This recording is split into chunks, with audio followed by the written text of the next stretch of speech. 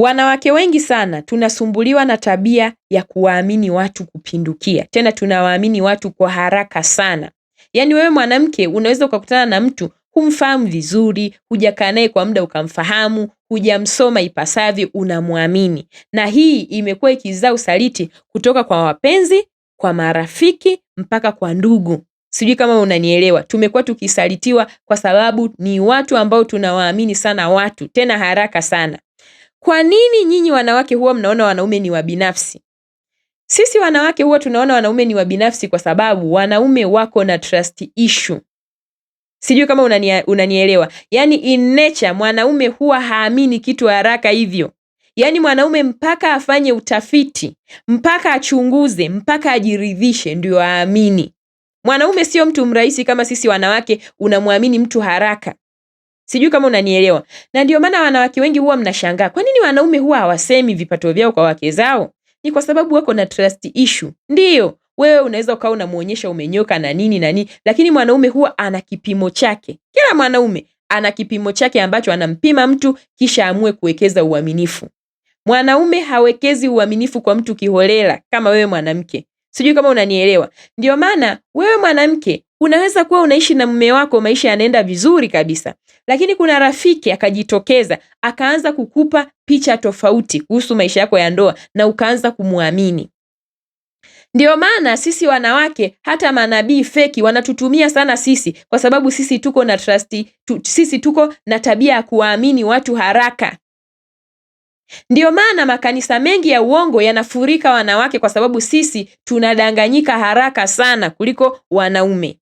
Sijui kama unanielewa. Na ndio maana wanawake wengi tumekuwa tukiumizwa kwa ajili ya kuwa watu wa kuwaamini sana watu. Watu wameumizwa na marafiki, watu wameumizwa na wapenzi, na watu wameumizwa na ndugu. Sijui kama unanielewa. Kuna mtu mmoja mimi aliwahi kunitafuta mimi mwenyewe. Tena alinitafuta mume wake, akaniambia dada, situation ya maisha yangu iko 1 2 3 1 2 3. Mke wangu changamoto yake ni 1 2 3. Anawaamini sana ndugu zake, lakini ndugu zake wana shida. Mimi hiyo shida nafanya nini? Naiona. Lakini mwanamke kwa sababu ya kuamini sana ndugu zake, huwezi kuamini. Alikuwa amwamini mume wake anapomwambia kwamba iko 1 2 3, iko 1 2 3. Mwanamke anasema hapana, ndugu zangu mimi ndio zaidi, ndugu zangu mimi ndio zaidi. Lakini kilichotokea siwezi kukuambia. Mpaka leo hii huyo dada analia. Analia tena machozi makubwa kabisa. Huwezi kuamini, lakini siwezi kusema vizuri kwa sababu sina ruhusa kamili ya kutoa hiyo story. Sijui kama unanielewa. Na pia kuna mwanamke mmoja aliwahi kuiba pesa za mumewe. Yeye wamegombana na mumewe, akaiba pesa za mumewe. Na kumbe kulikuwa kuna kimwanaume kingine pembeni, kimchepuko kilichokuwa kikimdanganya kwamba mume wako hivi, mume wako vile. Mwisho wa siku yule dada kabeba hela akakimbia. Kaenda zake na huyo mwanaume. Kufika kule wakawa wanafanya biashara yeye na huyo mwanaume. Huyo mwanaume anaenda kujumua, yeye anabaki wapi? Mjini kwa ajili ya kuuza. Sina ruhusa kamili ya kutoa historia lakini nitaitoa tu juu ili kulinda utambulisho wa watu.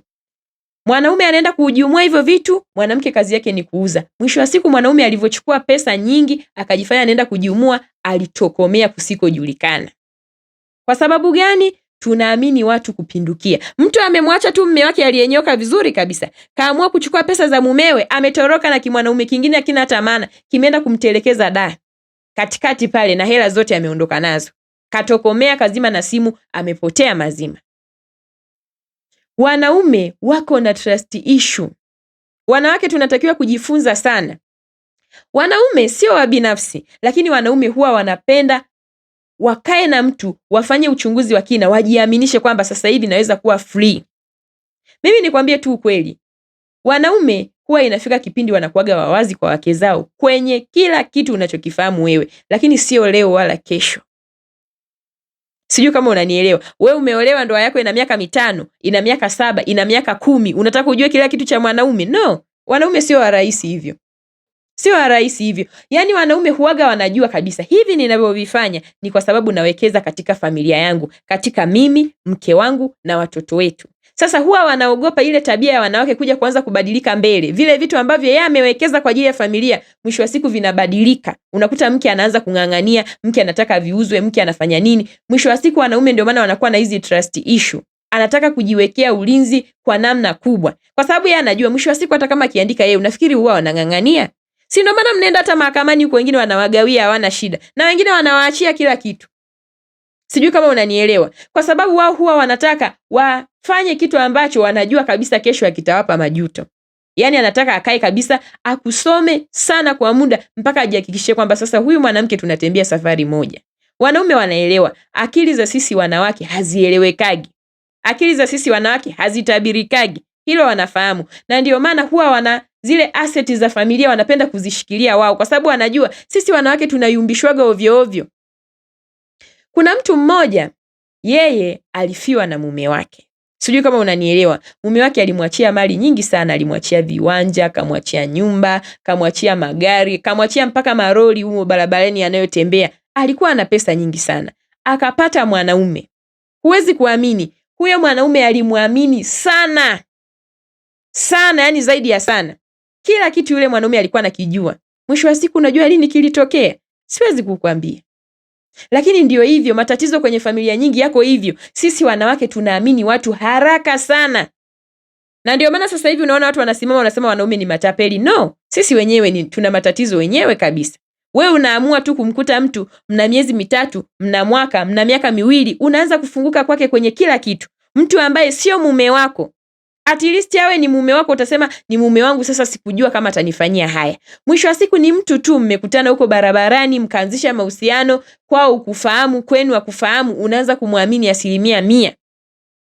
Mwisho wa siku anakuuliza, anakuumiza. Halafu unakuja kuanza kusema wanaume ni waizi, wanaume sijui ni nini. Hapana, sio wanaume wote. Sisi wenyewe tunatengeneza mazingira ya kuibiwa.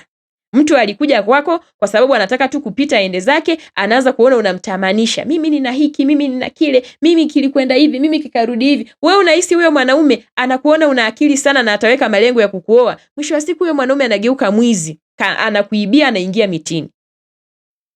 Kwa hiyo mimi naomba niwaambie kitu wanawake, wanaume sio wa binafsi, lakini wanaume wako na trust issue. Wana protect sana rasilimali za familia zao. Kwa sababu anajua mwisho wa siku wewe ukaleta vurugu ukaondoka, watoto wapo, itakuwaje kuhusu watoto? Itakuwaje kuhusu kesho yenu? Kwa sababu sisi wanawake inapofika kipindi akili zetu zimeingiliwa mdudu, hatuwazagi kitu. Ndio maana unaona wanaume wana protect vitu. Ndio maana unaona hata kwenye familia zetu, angalia, kwenye familia zetu hujawahi kuona watu wakirithisha wanawake mashamba, viwanja, nyumba. Fuatilia utanigundua, utaelewa hichi kitu. Yaani kwenye vile vitu vya ukoo, mfano mama aliachiwa vitu na baba, huwezi kuona watoto wa kike wakigawiwa. Watoto wa kike huwa wanaambiwa, yani kwenye tamaduni za makabila mengi sana, watoto wa kike huwa wanaambiwa nyinyi nendeni, kalimeni, fanyeni kila kitu au kaeni kwenye hizo nyumba, lakini hamruhusiwi kuandikwa nyinyi pale. Kwa sababu anajua sisi wanawake tunaweza kuuza vitu vya familia kwa sababu ya mapenzi. Wanaelewa. Kesho umepata mwanaume hapa amekudanganya, amefanya nini, umeenda kuuza nyumba ya familia. Kesho umepata mwanaume hapa amekudanganya na umeuza shamba la familia. Sisi hatusomeki. Sisi tunaamini watu haraka. Mwisho wa siku nakuta huyo mtu mliyeuza naye hiyo nyumba ya familia kabeba hela ametokomea. Mwisho wa siku huyo mtu mliyeuza naye kiwanja cha familia amebeba hela ametokomea. Mwisho wa siku huyo mtu mliyeuza naye shamba la familia amebeba hela ametokomea. Ndio maana unaona kuna hiyo formula. Sio kwamba sisi tunadharaulika au sisi hatuwezi kumiliki vitu. Sisi tuna tabia ya kupoteza vitu vyetu kwa sababu za kijinga tu. Ukipata mtu atakayekukaa vizuri katika hisia zako, unajikuta umepoteza kile ulichokuwa nacho kwa ajili yake. Wanawake wengi sana huwa wanaona mbona sisi familia zetu hawatupi urithi, kwamba turithi mashamba, turithi nyumba, turithi viwanja. Kwa nini hiyo haiko hivyo? Kwa sababu anajua nyinyi kuiuza familia ni dakika 2 tu. Sijui kama unanielewa. Sisi wanawake tunapokuwa tuna mihemko yetu na hisia zetu zimetupanda, tunaweza kufanya chochote hata cha hatari, tusiwe tunaona. Lakini mwanaume huwa anarudi nyuma akafikiria.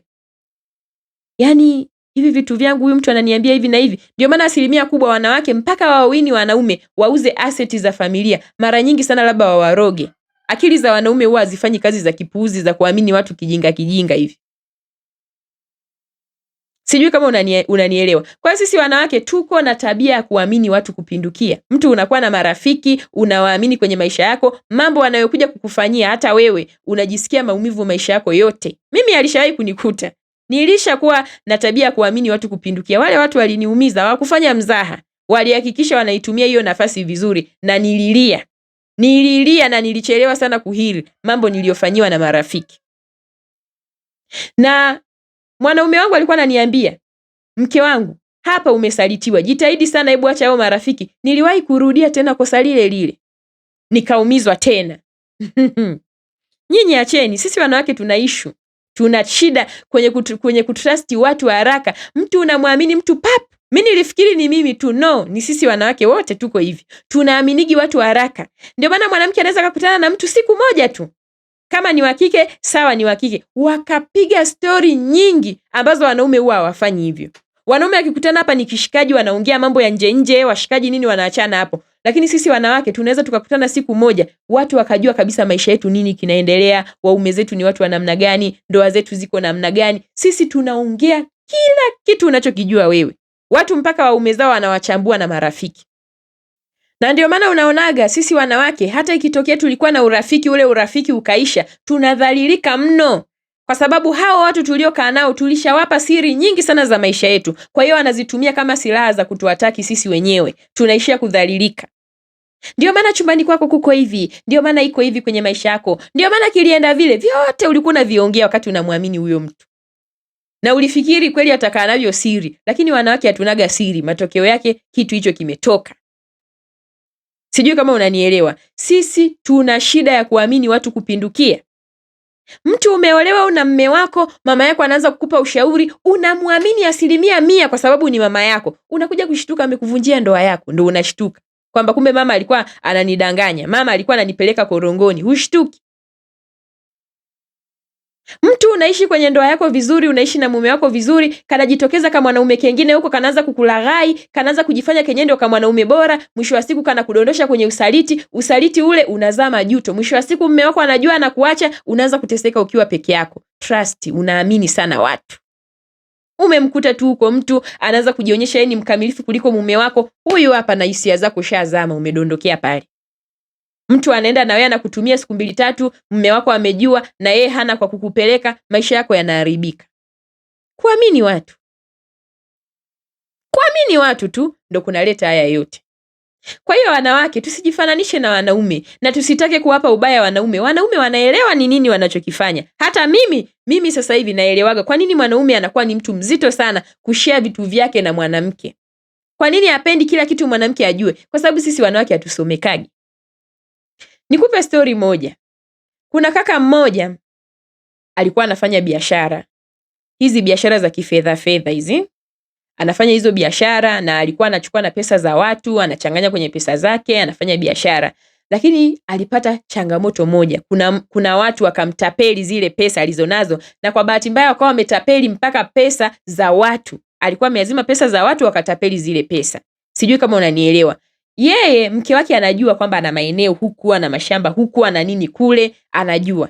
Lakini mwanaume alivyorudi kwa mke wake akamwambia, mke wangu, mimi nimetapeliwa, lakini naomba nifichame kwanza humu ndani ya nyumba ili watu wale hasira ziishe. Unajua wanaume, najua mnanielewa kwamba unataka ukae mbali ili watu hasira zao ziishe, kwamba pesa zetu zimepotea, kisha ujitokeze kutoa ufafanuzi kwamba jamani, kweli mwenzenu ujitokea 1 2 3, lakini naombeni mnipe muda, labda nitakuwa narejesha kidogo kidogo. Wanaume mnajua haya mambo kiume huwa mnayapitia.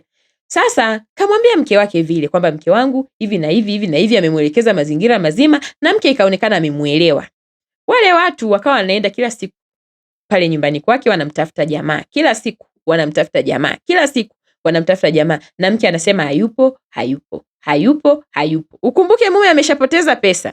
Maana yake tayari maisha yameshaanza kuwa magumu, na yule mwanamke alizoea maisha ya luxury, maisha ya kubandika kucha, maisha ya kubandika kope, kuvaa nguo hizi, mawigi, sijui kula mboga gani. Yaani ameshazoea yale maisha expensive. Sasa kurudi huku chini, wanawake wengi huwa wanashindwa, na anataka kuwaonyesha watu kwamba yuko okay kwenye maisha yake, anaendelea vizuri, anapenda maonyesho. Kwa bahati mbaya alikuwa ni mwanamke wa hivyo. Sasa ilipofika kipindi hela ikaanza kuwa ngumu, sasa mwanaume amepoteza pesa. Kwa hiyo sasa hivi mwanaume ana focus kuhakikisha wanakula tu, na pesa zenyewe ndio hivyo hakuna.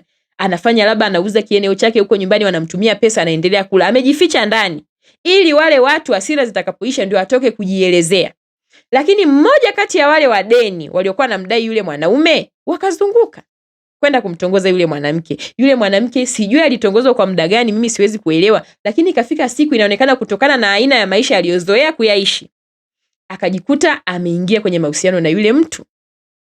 Yule mtu kaanza kumdodosa, bwana, tunamtafuta mume wako, ametudhulumu pesa zetu, imekueje hivi na hivi. Mwanamke kama kawaida, sisi wanawake tunaaminigi watu wa haraka sana. Kaanza kumpa details, mwanaume wangu yuko ndani, sisi tuna maeneo sijui wapi, sisi tuna mashamba sijui wapi, mume wangu ana viwanja, mume wangu ana nini, vitu vyote akawa amefunguka kwa yule mtu. Na kumbe yule mtu alimtafuta kimahusiano, lengo lake amtege, kwa sababu huyu mwanamke alikuwa asemi ukweli. Alipoingia naye kwenye mahusiano, mwanamke akafunguka. Siku anashangaa, watu wamekuja, wadeni wote, hodi, mwanamke karibu, mume wako yupo? Hayupo. Watu wakasema hapana, sisi tunajua mume wako yuko huku. Wakaingia mpaka ndani, wakamzongazonga chumbani, wanamkuta jamaa yuko chumbani. Wakamtoa jamaa, wakampakia kwamba twende, tumesikia sehemu fulani una hiki, sehemu fulani kuna hiki, sehemu fulani kuna hiki. Wakaenda kuuza maeneo ya yule kaka. Yule kaka hana namna, wenye madeni wameshakuja, wamemshikilia, na pesa za watu zilikuwa ni pesa nyingi. Kwa hiyo mwisho wa siku zile asset zote za familia alizipoteza. Mimi sisemi kama kudaiwa ilikuwa ni jambo zuri, lakini mimi naamini alikuwa anafanya kitu cha kiungwana kama binadamu, kwamba watu hasira zao zishuke ndio nije niwape maelezo. Hivi wewe kama mwanaume fikiria, umepoteza pesa za watu, utawaambieje watu wakiwa wako moto sasa? Utawaambia nini? Watu wengi sana ambao wanadaiwaga wale wadeni, huaga wana tabia ya kufanya hivi, kupunguza makali. Mtu ifike mahali ya sahau ndio ujitokeze useme jamani, sijakimbia, situation ilikuwa 1 2 3. Unajua kuwaelekeza watu wanapokuwa na makali ya hasira za kupoteza vitu vyao ni ngumu kuliko ukisubiri watu wapoepoe. Sasa ndio hivyo sasa. Mke wako anajua kila kitu, mwisho wa siku mke anakuja kukuuza. Sijui kama unanielewa. Yule dada alimuuza mume wake. Alikuwa Yuda kageuka msaliti. Kwa pesa ndogo tu yule mwanaume akamnunua, mwisho wa siku kakuta ametoa siri kubwa ambayo iligharimu familia yake kusambaratika. Yule kaka aliishiwa pesa, hata mjini hawezi kubaki tena. Kaondoka karudi kijijini. Hawezi kukaa tena mjini. Pesa zote zimekwisha, asset zote zimekwisha, vitu alivyowekeza vyote vimeuzwa na wadeni. Kwa sababu ya nini? Mwanamke kumwamini mtu haraka. Kwa hiyo wanawake, mimi niwaambie tu ukweli. Wanaume wanapokuwa watu wa kukaa na vitu kwa muda mrefu pasipo kuwa wawazi kwenu, sio kwamba ni wabinafsi, wanakwepa vitu kama hivi. Sisi tuna tabia kuamini watu haraka, tunaweza kuiuza familia nzima kwa ajili ya kumwamini mtu. Umekiamini tu kimwanaume chako akieleweki, mara unajua hati ziko ndani, unachukua hati unampa mwanaume anagushi zile hati, tayari aseti zenu zote zimepotea. Ndio maana wanaume wanakuwa makini sana. Hivi vitu wanavifahamu kwamba familia nzima, uchumi wa familia nzima, vitu ambavyo nimepambania kuhusu familia vinaweza vikapotezwa na mke mara moja tu. Unajua vitu, mama yako naye anaanza kukushauri, kwa hiyo mna kitu fulani, kwa hiyo mna kitu fulani. Watu wengine wanajikuta wanaanza kuchukua hivyo vitu, wanafanya vitu fulani na mama zao huko, wanauza viwanja vya waume zao. Jamani, haya mambo yapo. Watu wanauza mpaka viwanja vya waume zao, niamini mimi ninachokwambia. Kwa ajili ya mama zao. Kwa ajili ya nini? Kuamini sana mama zao. Wanawake tuna shida ya kuamini watu. Mtu una rafiki yako, anakuja nyumbani kwako kila siku, huyu ni rafiki yangu, hana baya. Watu wanakwambia hawa watu wanaibaga mpaka waume za watu. Hapana, labda sio mimi. Hawezi kuniibia mimi mume wangu. Huyu ni shoga yangu wa muda mrefu. Huyu ni shoga yangu wa kufa na kuzikana. Huyu tumeshibana. Unaibiwa mume na huyo rafiki yako. Unasalitiwa. Watu washalia na hivi vitu. Unaibiwa mume na huyo rafiki yako. Nikiongea kuibiwa mume inaweza ikaonekana nimeongea lugha mbaya, lakini ni ukweli ambao upo. Wanaume kama unavyowajua, wengi wana udhaifu. Mtu anashindwa kujizuia, anajikuta mwisho wa siku ameingia kwenye mikono ya huyo mwanamke. Huyo mwanamke anamroga juu. Mwisho wa siku unabaki tu na macho yako hapo unashangaa. Rafiki yangu ndo alinifanyia, rafiki yangu ndo kuamini watu. Kwa hiyo nyinyi eleweni tu, hawa wanaume sio wa binafsi, lakini wanajua kabisa wanachokifanya. Wanajua. Kwa hiki nilichokisimulia, hata wewe unaweza ukanielewa kwamba akiwa mwanaume mwingine mwenye akili timamu akasikia kitu kama hichi atakuwa makini. Kwamba mwanamke naye akijua kila kitu matokeo yake ndo kama haya, anaiuza familia yote. Na wanaume sio wajinga kwamba mkae muwapigie hesabu kwamba wakifa hivyo vitu vinapotea. No. Acheni kuwapigia mahesabu ya kufa. Anaweza akaishi ukatangulia hata wewe. Hata wewe unaweza ukafa bwana. Wewe si ni binadamu. Kwa nini usife? Kwa nini uamini mume wako atakufa hivyo vitu vitateketea? Wewe unajua amefanyeje? Hata kama kama ndugu zake wakadhulumu hivyo vitu usivyovijua, basi hivyo unavyovijua vitakusaidia. Tuache kutaka kujua kila kitu. Vingine waacheni wanaume wafanye wanavyofanya. Kwa hiyo mimi nakwambia tu kweli, ni kweli mwanaume atakushirikisha vitu vyake na ni sawa mwanaume kukufanyia hivyo. Lakini subiri, mwanaume anahitaji muda, sio haraka kama unavyofikiria. Mwanaume sio wewe unayeamini mtu haraka. Wanaume wengi sana wameshawaamini wake zao, kilifika kipindi wamewaamini na wamelia. Niamini mimi, wamelia. Vitu vile mwanamke amevijua, mwisho wa siku anaanza migogoro, tuna kiwanja Mbezi, tuna kiwanja wapi, tuna kiwanja wapi. Inabidi viuzwe. Mwanaume anaanza kuona tayari familia yake imerudi nyuma. Alikuwa anajua amewekeza asset za familia, mke ameamua kwenda kuzipointi ziuzwe. Kwa hiyo ndio maana wanaume wanakuwa na ukakasi sana kwenye mambo kama haya, kwa sababu anajua mwisho wa siku wanawake hatunaga guarantee. Mimi nawasikilizaga sana watu ambao wanawalisha wenzao matangopoli. Wanawake hawabadiliki for no reason. Shaulizeni. Mkae hapo mfikiri wanawake wanabadilikaga kwa sababu wana sababu. Waulizeni wenzenu, wengi tu wake zao wamewahi kubadilika for no reason. Hicho ndio kitu cha ajabu msichokifahamu. Kwa hiyo wanaume wanajua nini wanafanya. Sisi wanawake tunataka kuhamishia tabia zetu kwa wanaume, kwamba kwa kuwa sisi tunaaminigi watu haraka na wanaume waamini watu haraka. Wanaume wangekuwa wanafanya hivyo, basi wasingekuwa na chochote kwenye maisha yao. Vingi sana wangeshadhulumiwa. Sijui kama unanielewa, wangedhulumiwa na wake, wangedhulumiwa na marafiki, wangedhulumiwa na ndugu. Sijui kama unanielewa. Na ndio maana utagundua hata hawa wanaume ambao wanawekeza kwa watoto, mwisho wa siku watoto wengine tunawasikia hapa, wamekuwa wanaanza kuwageuka baba zao kutaka kuuza zile nyumba. Mimi baba nitakuua, wengine wanaua mama zao, wengine wanaua baba zao, kwa sababu sisi tunaamini hao watoto ni damu yetu hawezi. No, yani maisha sio ya kuamini mtu yeyote. Even your baby, huwezi kuamini. Hata watoto wa kuwazaa wewe mwenyewe, wakiwa wadogo hivi unaweza ukawaamini, lakini wakiwa wakubwa wanaweza kuwa na akili zao za kujitegemea. Kwa hiyo chochote kinaweza kutokea. Mimi niliwahi kuona kesi ya mtu kabisa kwa macho yangu, nilishuhudia akifukuzwa ndani ya nyumba yake, watoto wanamshtaki, wanataka mama yao watoke ndani ya nyumba aliyoachiwa na marehemu baba yao. Watoto waliotoka kwenye tumbo lake, afadhali wangekuwa wakambo, tungesema watoto wakambo hawana shukrani, wa kwake. Wanataka mama auze nyumba, wagawane, kila mtu ale chake. Mama anasema mimi siwezi kuuza kitu kwa sababu mimi mwenyewe ndo nategemea kuishi pale. Watoto wanasema hapana, inatakiwa hivi vitu viuzwe, kwa hiyo mama atakaa pale. Yaani ni vitu vya ajabu, lakini ndivyo ilivyo. Kuna wanaume wamewalea watoto wao vizuri, watoto wao wamekuja kuanza kubadilika, wanataka kugawiwa mali wao wakiwa wazima. Yaani baba zao ni wazima, lakini watoto wanataka kugawiwa mali. Baba, ile nyumba ya kule tupe sisi. Baba, kile kiwanja cha kule tupe sisi. Mambo yanakuwa magumu. Kwa hiyo mimi niwaambie tu ukweli, jichanganyeni sana, mdanganyane kwamba andika jina la mtoto. Hata watoto sio watu wa kuamini. Mwanaume vitu, andika jina lako tu, andika jina lako. Andika jina lako, acheni haya mambo. Acheni haya mambo ya kuwekeza kwa watoto. Wanasema bora umfadhili mbuzi, binadamu hawasomeki, hawatabiriki. Kuna watu kwenye familia zenu mmeshashuhudia watoto huwa hawafanani. Kuna watoto wengine wana mambo ya ajabu. Wewe unategemea kabisa mimi ni mzazi wake, lakini vitu atakavyokuja kukufanyia hata wewe utabaki mdomo wazi. Utabaki unashangaa, utabaki unajuta, nisingemwandika huyu mtoto jina lake. Mambo hayaeleweki, binadamu sio watu wa kuaminika. Kwa hiyo, kwa ajili ya ubinafsi wetu sisi tuanze kuwaponza wanaume waandike majina ya watoto, mwisho wa siku hata wewe tu mama yao wanaweza kuja kukutendea ukatili. Kwa ajili ya hiyo nyumba wakakuua. Kwa sababu gani? Unaamini sana watu. Kama hata we mzazi wako tu mwenyewe anaweza akawa anafanya vitu kwa kukuzunguka, sembuse mtoto. Nyinyi mnaongea nini nyinyi? Hawa wanaume wanavyokuwa na hizi tabia za trust issue, waacheni tu. Wanajua, wameshaona mengi, wameshuhudia mengi. Wanaume ni wanaume tu, wanaelewa akili za watu hazitabiriki. Moja kati ya watu ambao huaga wamwekea 100% mtu ni wanaume. Lakini sisi wanawake unaweza kumwekea 100% rafiki, unamwekea 100% ndugu, unamwekea 100% mpenzi. Mwisho wa siku unakuja kuumizwa. Kwa mimi niwaambie tu kweli, wanaume wengi sio wa binafsi, lakini wako na trust issue. Wao sio sawa na sisi wanawake kuamini watu kiholela. Wanaume wanafanya uchunguzi wa kutosha kabisa mpaka aamini kwamba hapa sasa inabidi mke wangu ajue kila kitu. Lakini sio leo, sio kesho, ila kuna kipindi huwa kinafika Sitaki kukwambia kwamba hautojua kitu cha mwanaume milele. No, kuna wakati huwa unafika mwanaume anaamua kuwa muwazi, kwa sababu kuna vitu na vigezo fulani anaviangalia kwako, kisha anajiridhisha kwamba sasa huyu ninaweza kuwa free kwake kwa kila kitu, kwa sababu tunatembea katika safari moja.